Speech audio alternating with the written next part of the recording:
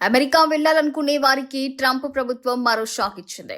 America immigration విధానంలో భాగంగా తాజాగా కీలక నిర్ణయం తీసుకుంది. ప్రపంచవ్యాప్తంగా ఇమిగ్రేటెడ్ వీసా అపాయింట్మెంట్లను తాత్కాలికంగా నిలిపివేస్తున్నట్లు అమెరికా అధికారులు ప్రకటించారు. కాన్సులర్ అధికారులకు కొత్త మార్గదర్శకాలపై శిక్షణ ఇవ్వడమే ఇందుకు కారణంగా చెబుతున్నారు. దీంతో ఇప్పటికే వీసా ఇంటర్వ్యూలకి అపాయింట్మెంట్లు తీసుకున్న కొంతమందికి కూడా వాటిని వాయిదా వేసినట్లు సమాచారం అందుతుంది. కొత్త తేదీలను తర్వాత ప్రకటిస్తామని అధికారులు చెబుతున్నారు. ఈ పాజ్ ఎంతకాలం కొనసాగుతుందన్న దానిపై మాత్రం స్పష్టత లేదు. అంతేకాదు, అమెరికా వెళ్లే వారికి ఆర్థిక పరిస్థితి, విద్య, ఆరోగ్యం, ఇంగ్లీష్ పరిజ్ఞానం వంటి అంశాలను మరింత కఠినంగా పరిశీలించే దిశగా ట్రంప్ ప్రభుత్వం అడుగులు వేస్తుంది.